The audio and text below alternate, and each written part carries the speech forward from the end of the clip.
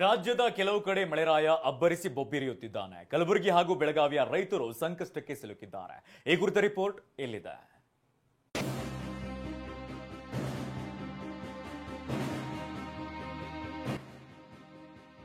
ಬಳ್ಳಾರಿ ನಾಲೆ ನೀರು ನಿಂತು ಭತ್ತದ ಬೆಳೆ ಹಾನಿ, ಹತ್ತಾರು ಆಸೆ, ನೂರಾರು ಕನಸು.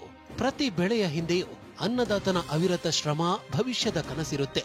ಹೀಗೆ ಬದುಕಿಗೆ ಆಸರೆಯಾಗುತ್ತೆ ಅಂತ ಬೆಳಗಾವಿ ತಾಲೂಕಿನ ರೈತರು ಎರಡನೇ ಬಾರಿ ಭತ್ತ ನಾಟಿ ಮಾಡಿದ್ರು. ಆದ್ರೆ ಮಳೆರಾಯನ ಅಬ್ಬರಕ್ಕೆ ಬಳ್ಳಾರಿ ನಾಲೆ ಈ ತಾಲೂಕಿನಲ್ಲಿ ಅವಾಂತರಗಳನ್ನೇ ಸೃಷ್ಟಿಸಿದೆ. ಯಳ್ಳೂರು, ವಡಗಾಂವ್ ಹಾಗೂ ಶಹಾಪುರದಲ್ಲಿ ನಾಲೆ ನೀರು ನಿಂತು ಭತ್ತದ ಗದ್ದೆ ಪಾಚಿ ಗದ್ದೆಯಂತೆ ಮಾರ್ಪಟ್ಟಿದೆ. ಪಾಚಿ ಕೆಳಗೆ ಭತ್ತ ಕೊಳೆಯುತ್ತಿರೋದನ್ನ ನೋಡ್ತಿರೋ ರೈತರು ನಾವು ಹೇಗೆ ಬದುಕೋದು ಸಾರ್ ಅಂತ ಟಿವಿ9 ಬಳಿ ಅಳಲು ತೋಡಿಕೊಂಡಿದ್ದಾರೆ.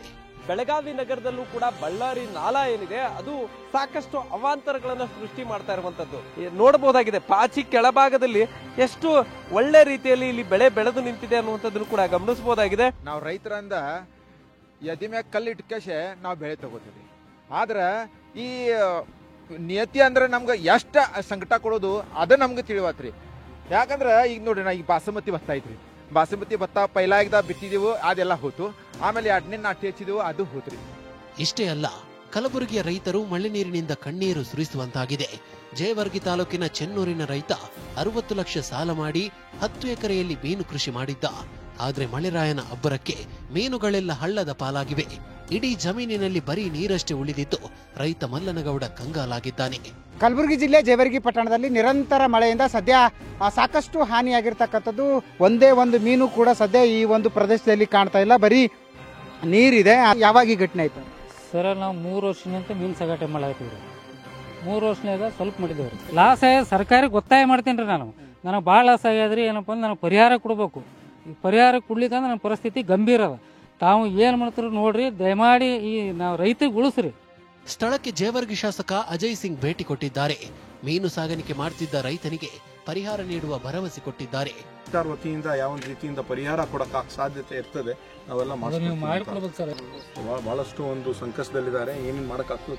ಇತ್ತ ಪಶ್ಚಿಮ ಘಟ್ಟದಲ್ಲಿನ ಮಳೆಗೆ ದಕ್ಷಿಣ ಕನ್ನಡ ಜಿಲ್ಲೆಯಲ್ಲಿ ನದಿಗಳು ಭೋರ್ಗರೆಯುತ್ತಿವೆ. ನೇತ್ರಾವತಿ, ಕುಮಾರಧಾರ, ಫಲ್ಗುನಿ, ನಂದಿನಿ ನದಿ ಅಬ್ಬರಿಸುತ್ತಿದೆ. ಮಂಗಳೂರಿನಲ್ಲಿ ಮಳೆ ಕಡಿಮೆಯಾದ್ರೂ ಕಡಲಬ್ಬರ ಜೋರಾಗಿದೆ. ಸೋಮೇಶ್ವರ ಕಡಲ ತೀರದಲ್ಲಿ ಬೃಹತ್ ಅಲೆಗಳು ಬಂದಪ್ಪಳಿಸುತ್ತಿವೆ. ಕಡಲಬ್ಬರ ಹಿನ್ನೆಲೆ ಮೀನುಗಾರಿಕೆಗೂ ಜಿಲ್ಲಾಡಳಿತ ನಿರ್ಬಂಧ ವಿಧಿಸಿದೆ. ನಾನೀಗ ಮಂಗಳೂರು ನಗರ ಹೊರವಲಯದ ಉಳ್ಳಾಲ ಸಮೀಪದಲ್ಲಿರ್ತಕ್ಕಂಥ ನೇತ್ರಾವತಿ ನದಿ ತೀರದಲ್ಲಿದ್ದೇನೆ. ನೀವು ಗಮನಿಸಬಹುದು, ಕಳೆದ 2 ದಿನದಿಂದ ಕರಾವಳಿ ಸೇರಿದಂತೆ ಪಶ್ಚಿಮ ಘಟ್ಟ ಭಾಗದಲ್ಲಿ ಭಾರಿ ಮಳೆ ಆಗ್ತಿದೆ. ಈ ಕಾರಣಕ್ಕಾಗಿ ದಕ್ಷಿಣ ಕನ್ನಡ ಜಿಲ್ಲೆಯ ಜೀವನದಿಗಳು ತುಂಬಿ ಹರಿಯುತ್ತಿದೆ. ನೀವು ಈಗ ಗಮನಿಸುವಂಥದ್ದು ಇದು ನೇತ್ರಾವತಿ ನದಿ. ದಕ್ಷಿಣ ಕನ್ನಡ ಜಿಲ್ಲೆಯ ಜೀವನದಿ ಅಂತಾನೆ ಕರೆಸ್ಕೊಂಡಿರ್ತಕ್ಕಂಥ ನೇತ್ರಾವತಿ ನದಿ ಈಗ ಮೈದುಂಬಿ ಹರಿತಾ ಇದೆ. ಕಳೆದ 2 ದಿವಸಗಳಿಂದ ಭಾರಿ ಪ್ರಮಾಣದಲ್ಲಿ ಮಳೆ ಸುರಿದಿತ್ತು. ಹೀಗಾಗಿ ಮಲೆನಾಡು, ಪಶ್ಚಿಮ ಘಟ್ಟ ಭಾಗದಿಂದ ನಿರಂತರವಾಗಿ ಮಳೆ ನೀರು ನದಿ ಸೇರಿರ್ತಕ್ಕಂಥದ್ದು. ಈಗ ಭಾರಿ ಪ್ರಮಾಣದಲ್ಲಿ ಈ ನದಿ ನೀರು ಸಮುದ್ರ ಸೇರ್ತಿರ್ತಕ್ಕಂಥದ್ದು. Bureau report, ಟಿವಿ9.